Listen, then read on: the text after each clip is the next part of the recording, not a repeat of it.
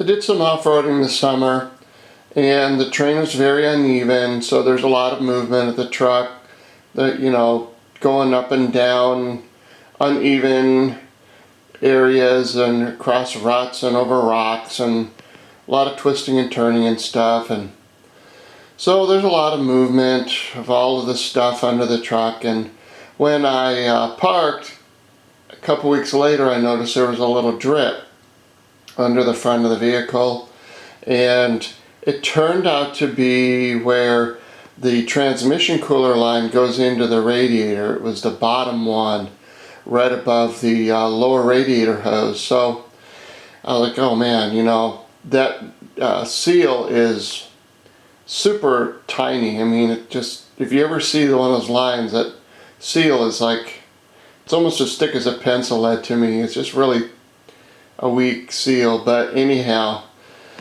did not want to replace that. I mean, that's a really long line, and I don't even know how they put that in there. It just seemed like a job I didn't want to do. So I read online about the different ways of fixing it, and I came across this material here. It was a lot of reviews on it, and it's called Blue Devil Pour and Go Transmission Sealer. This is a 16-ounce bottle, and so I thought, well, I'm going to try to fix it with this. And I read the instructions online, video, and then went and bought some. And the way it turns out is, I do believe the idea of not overfilling it. And it's 1 ounce of this material, this Blue Devil transmission sealer, to 1 quart of transmission fluid. And so how do you know exactly how much transmission fluid is in your transmission? I kind of had to guess. So there's some conflict. I have a 5.3 liter regular 6-speed transmission, and so I'm thinking, well, the capacity is anywhere between 4 and 6 quarts. So I put in what I thought was about 6 ounces of this material.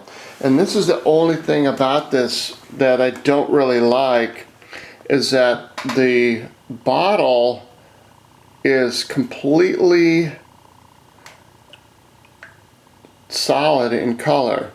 There's no like transparent area on the side you can see in like oil bottles, where you can kind of see how much that you're pouring in. So anyway, I kind of just looked inside. I could have used a measuring cup, and that would have been pretty easy, I suppose, but I still would have been guessing, because I don't have a 1 ounce measuring cup. It would have been just using a cup and then figuring on just putting in less, I guess. So anyway, sorry about the long story on that, but I mean, when you're trying to put this stuff in and you want to follow the directions, it's kind of hard to do just based on using their bottle. And I think they could put little ounce gradations on the side of the bottle in some way, just kind of do their packaging over. But anyway, I did put in what I thought was the right amount, so I do have